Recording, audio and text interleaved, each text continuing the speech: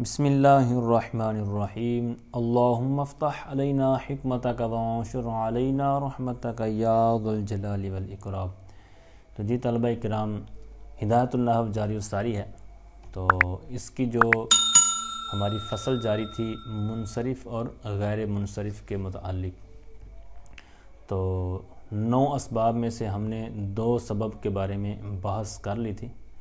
تو آج کچھ اسباب کے بارے میں انشاءاللہ عز و جل بحث ہوگی۔ تو آج کا جو ہمارا سبق ہوگا یہ صفحہ 37 سے لے کر صفحہ 41 کے آخر تک انشاءاللہ عز و جل ہم پڑھیں گے امت ترکیب سے پہلے۔ تو بہرحال امت تانیث بالتاء فشرطہ ان یکون علما کطلحہ۔ تو بہرحال کہتے ہیں کہ تانیث یعنی مؤنث ہونا، تو کون سی مؤنث، اس کی پھر اقسام ہیں۔ تو پہلے بات کرتے ہیں کہ تانیث بالتا، یعنی ایک تا ہے مؤنث کی علامت، جس طرح طلحہ کے اندر آپ دیکھ رہے ہیں، اسی طرح فاطمہ، اسی طرح کئی مثالیں لے سکتے ہیں آپ۔ تو اس کے آخر میں جو تا ہے، اب یہ تا مؤنث کی ہے، چاہے وہ لفظ مذکر کے لیے ہو، جس طرح طلحہ، ٹھیک ہے، تو یہ مذکر کا نام ہے، لیکن چونکہ آخر کے اندر گول تا ہے تو ہمیں صرف یہی نظر رکھنی ہے کہ آخر میں گول تا ہے، جو کہ یہاں پر تانیث بالتا مراد ہے۔ تو اس کے لیے پھر شرط کیا ہے، یعنی مؤنث کے لیے، تو کہتے ہیں اس کی شرط یہ ہے کہ وہ علم ہو، جس طرح یہ طلحہ ہے تو یہاں پر یہ نام ہے، اور اگر یہ نام نہ ہوتا، گول تا ہوتی، تو یہ مراد نہیں ہونا تھا سبب، یعنی غیر منصرف کے جو اسباب ہیں تو وہاں پر یہ پھر مراد نہیں ہو سکنا تھا، یعنی صرف گول تا کا ہونا۔ اگر وہ علم ہے تو یہ شرط پائے جانے کی وجہ سے پھر وہ مشروط بھی پایا جائے گا۔ اب یہ تانیث بالتا کی بات ہوئی، یعنی جو لفظی یعنی ظاہر ہمیں نظر آ رہی ہوتی ہے، اور بعض کا ایسا ہوتا ہے کہ وہ مؤنث نظر نہیں آ رہی ہوتی، اس کو معنوی جیسے بولتے ہیں۔ تو اسی کا آگے بیان فرما رہے ہیں وَكَذَلِكَ الْمَعْنَوِيُّ، اسی طرح معنوی کا تعلق ہے، یعنی جس طرح پیچھے بیان کیا ہے نا کہ تانیث بالتا اس کے لیے علم ہونا شرط ہے، تو یہاں پر یعنی معنوی جو تانیث ہے تو اس کے لیے بھی علم ہونا یہ شرط ہے۔ معنوی یعنی وہاں پر مقدر ہوتی ہے گویا کہ تا، جس طرح آگے مثال آتی ہے ہندن، یہ ہندا جو لفظ ہوتا ہے تو اس کی جو اصل تھی نا، مطلب گول تا وہاں پر تھی، یعنی ہندتن، تو کیوں اس کے اندر تا تھی، اس پر کیا دلیل ہے؟ تو پھر اس کی دلیل کے طور پر اس کی تصغیر بیان کی جاتی ہے کہ یہ ہنیدتن تھا،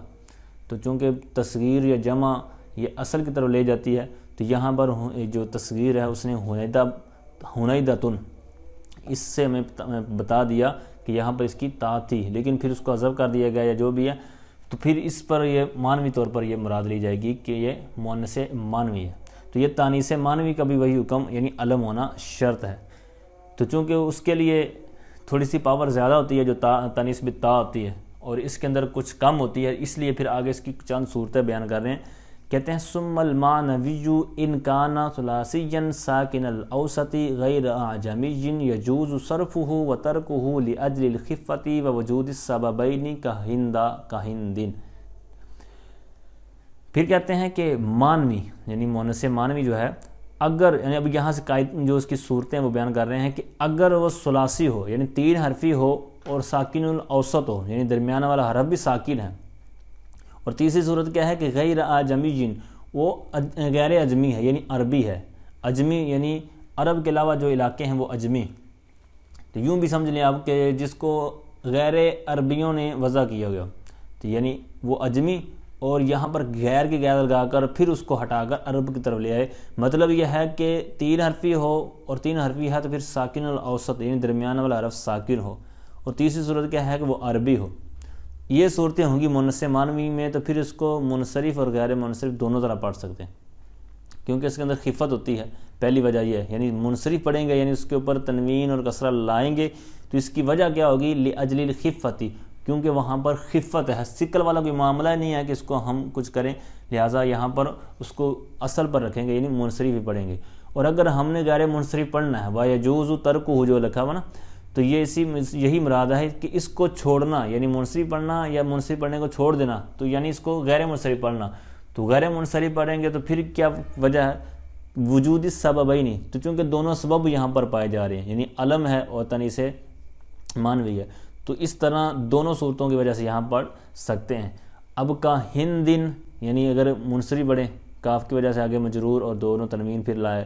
اور دوسری صورت یہ ہے کہ اگر اس کو پڑھیں ترکہ والی صورت تو پھر کاہندہ۔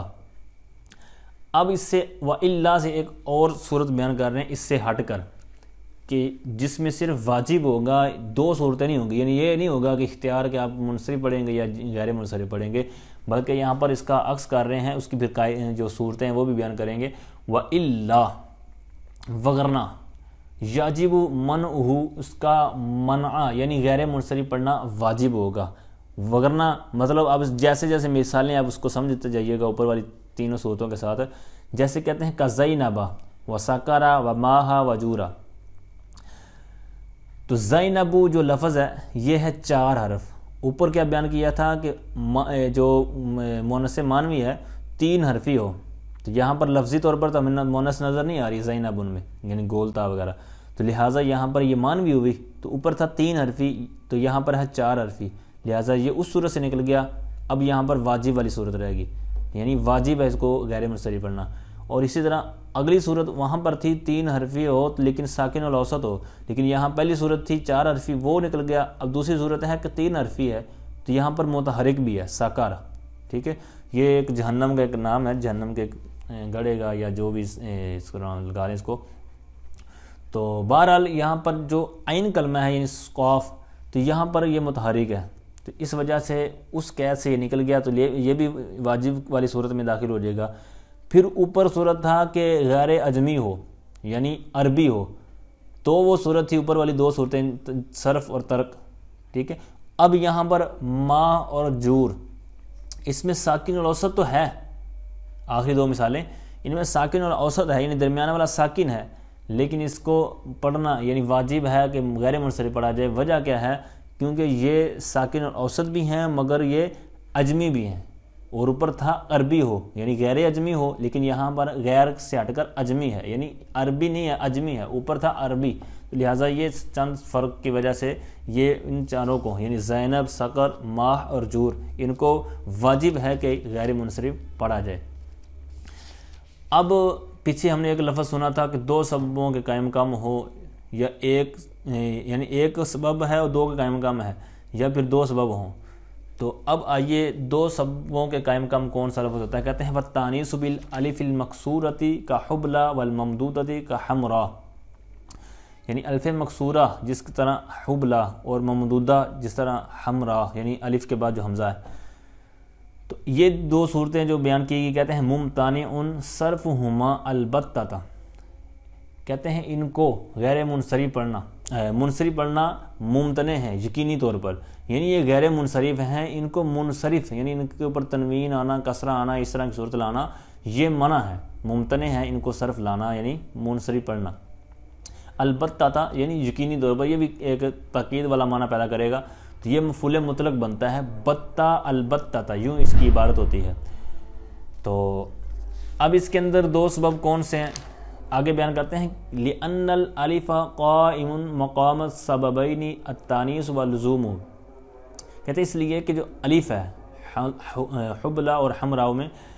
یہ کہتے ہیں الف جو ہے یہ 2 سببوں کے قائم مقام ہے۔ 2 سبب کون سے ہیں؟ ایک تو یہ ہے کہ اس کے اندر تانیث ہوتی ہے، اور دوسرا یہ ہے کہ لزوم تانیث ہوتی ہے، یعنی لازم ہے، چمٹی ہوئی ہے، جدا نہیں ہوتی۔ اب جس طرح پہلی مثالیں میں نے عرض کی تھی نا، یہ طلحہ اور اسی طرح فاطمہ وغیرہ، تو یہ طلحہ وغیرہ جو کہ اس کے اندر جو ہوتی ہے تانیث، تو یہ لازم نہیں ہوتی، بلکہ یہ علمیت کی وجہ سے اس کے ساتھ لازم ہوتی ہے، وگرنہ یہ حقیقی طور پر باعتبار وضع نہیں ہے اس کے ساتھ لازم،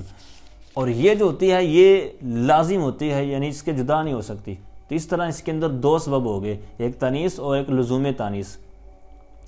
تو اس طرح اس کے اندر اگر یہی کوئی جملہ پایا جاتا ہے جس طرح حبلہ اور حمرا،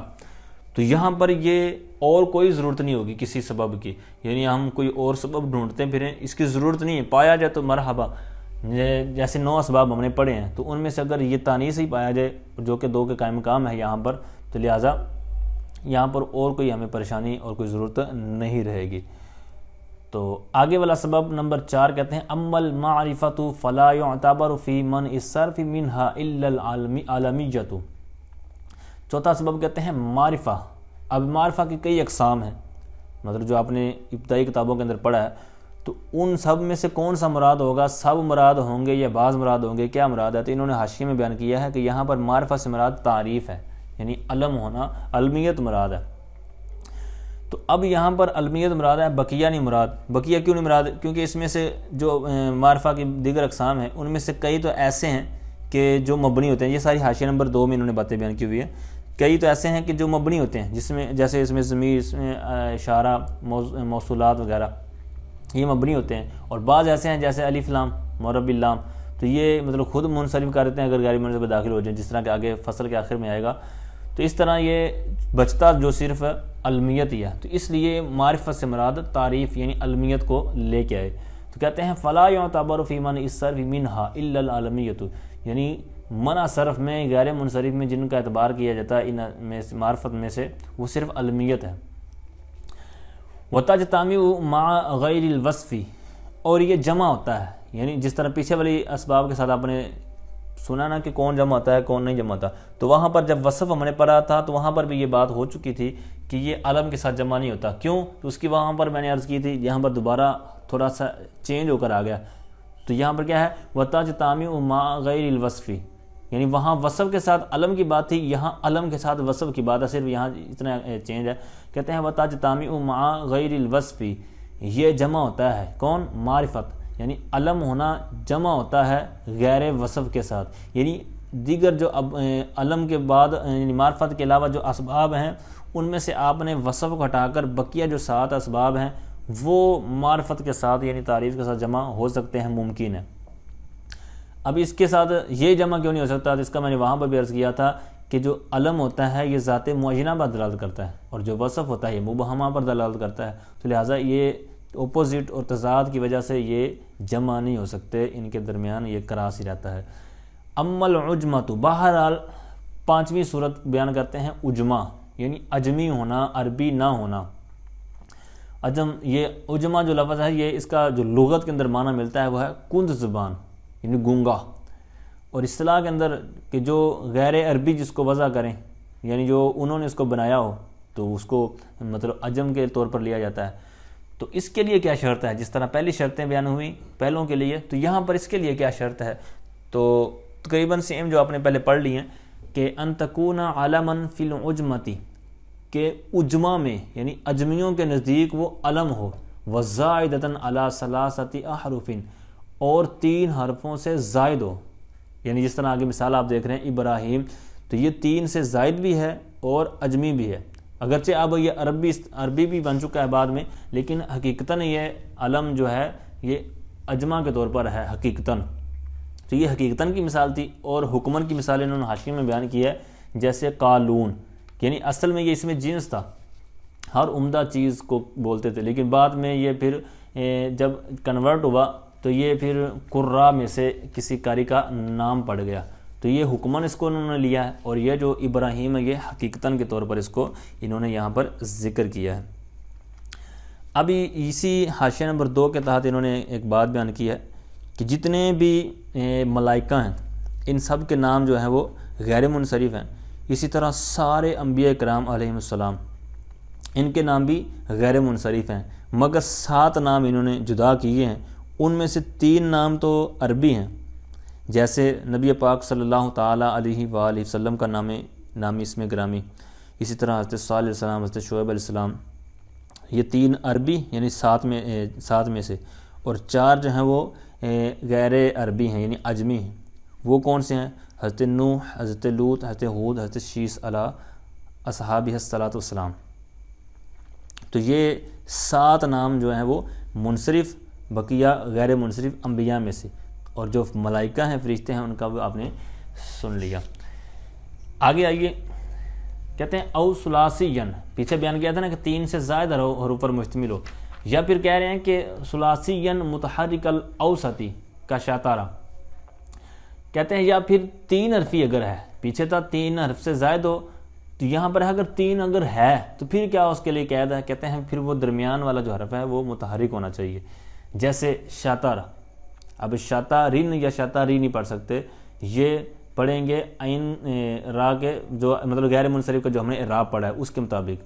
اب یہ کیا چیز ہے، اس کا بھی انہوں نے حاشیہ میں بیان کیا، یہ اسم حسنین یعنی ایک قلعے کا نام ہے، قلعہ جس کو بولتے ہیں، قلعہ درست تلفظ ہے، تو یہ اس کا نام ہے، تو اس طرح یہ غیر منصرف ہوگا۔ تو آگے جو صورت بیان کر رہے ہیں کہتے ہیں فَلِجَامٌ مُنْصَرِفٌ لِعَدَمِ الْعَلَمِيَّةِ، اور یہ جو لجام لفظ ہے لگام کے لیے بولا جاتا ہے، تو یہ علمیت اس میں نہیں پائی جا رہی، تو اس لیے یہ منصرف ہوگا، یعنی غیر منصرف نہیں ہوگا، غالباً یہ اس میں جنس ہوگا، جنس کے طور پر لیا جاتا ہے۔ اسی طرح ایک اور مثال دے رہے ہیں جو منصرف پڑھی جائے گی، نوح،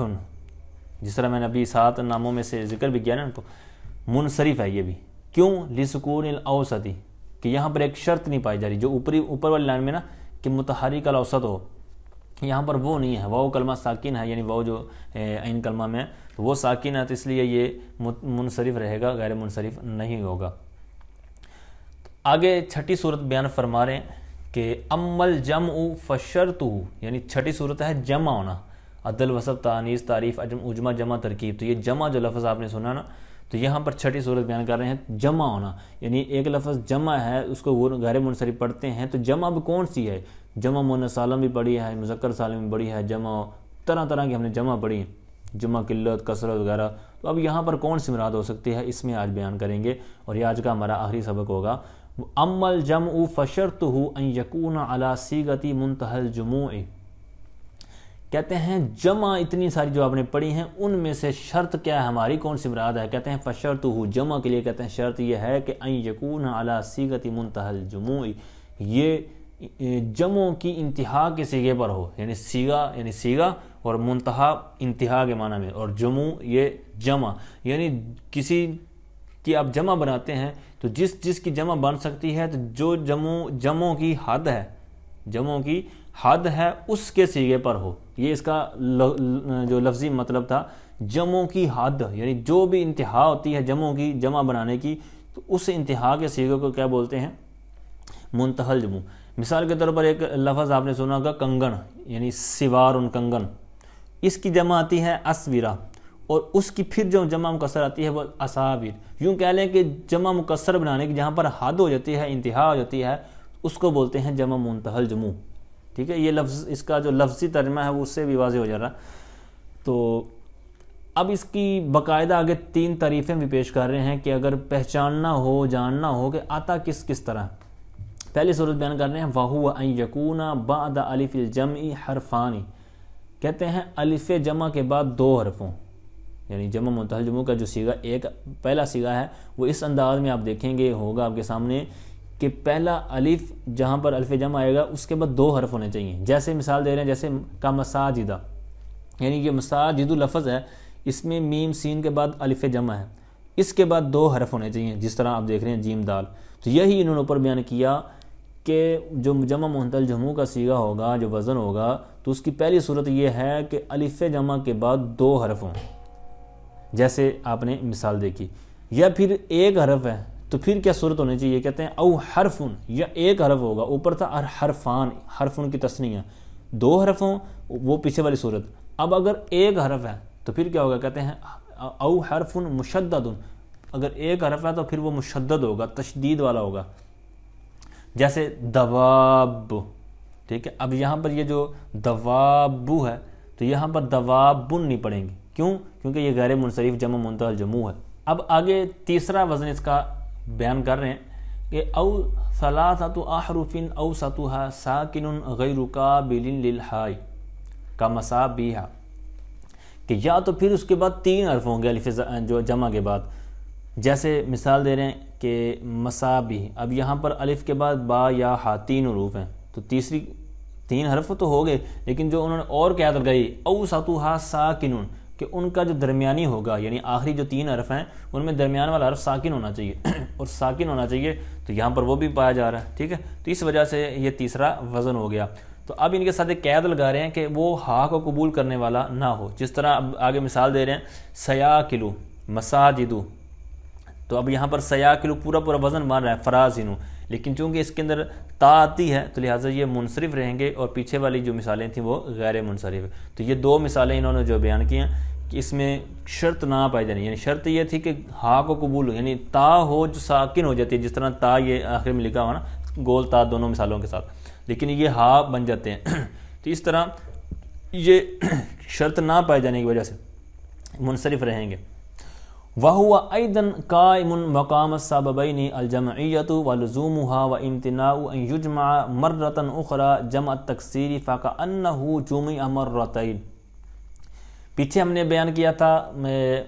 الف مقصورہ الف ممدودہ پر کہ وہ دو سببوں کے قائم مقام ہے، اور کوئی نہ بھی ہو تو اکیلا ہی چل جائے گا غیر منصرف کے لیے۔ اب دوسری صورت یہاں پر بیان کر رہے ہیں کہ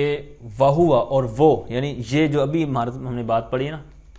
یہ جمع کی بات، یہ بھی ایدن جو لکھا ہوا ہے یہ مفعول مطلق، یہ جملہ معترضہ، تو یہاں پر فعل نکالیں گے آدا ایدن، حمزہ کھڑا زبر آ، دعا زبر دا، تو یہ آدا ایدن یہ مفعول مطلق فعل فاعل مل کر تو اس طرح یہ علیحدہ جملہ بن جائے گا۔ تو یہ بھی یعنی یہ جو جملہ ہے، یہ جو جمع ہے، کہتے ہیں یہ بھی قائم کام ہے دو سببوں کے۔ دو سبب اس کے اندر کون سے ہیں؟ پیچھے تھا تانیث اور لزوم تانیث، اور یہاں پر بھی اسی طرح جس طرح یہ نام ہے اس کا جمع کا، تو جمع اور جمع لزوم جمع، یعنی جمعیت یعنی جمع ہونا اور لزوم جمع کہ اس سے جمعیت کا ہٹ نہ پانا۔ تو اب لزوم جمع سے کیا مراد ہے اس کی آگے وضاحت کر رہے ہیں، کہتے ہیں امتناع ان یجمع، یعنی ممتنع ہونا کہ جمع لائی جائے، مرتن اخرى جمع تکسیری، یعنی دوبارہ پھر جمع تکسیر لائی جائے، اس بات کا امتناع ہونا، ممتنع ہونا۔ تو اسی وجہ سے انہوں نے کہا کہ فَكَأَنَّهُ جُمِعَ مرتين، تو گویا کہ اس کو دو مرتبہ جمع لایا گیا ہے، اس کی جو جمع ہے وہ دو مرتبہ ہی لائی گئی ہے، تو اس میں جمعیت اور لزوم جمعیت پائی جاتی ہے، جس کی وجہ سے یہاں پر اس کو اکیلے کو ہی غیر منصرف کے لیے شمار کر لیا جاتا ہے۔